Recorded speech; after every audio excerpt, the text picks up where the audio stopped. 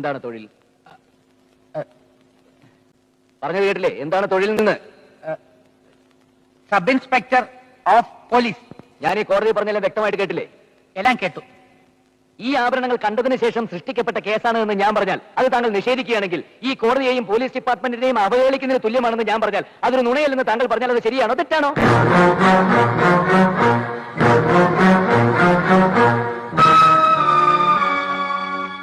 അല്ലാതെ ശരിയാണോ തെറ്റാണോ?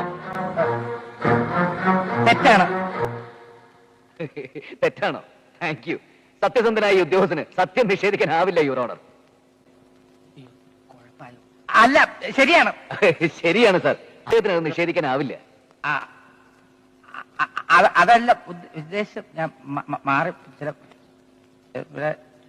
പിന്നെ ചൂടാണ്ട് AC ഒന്നും ഇല്ല. അത്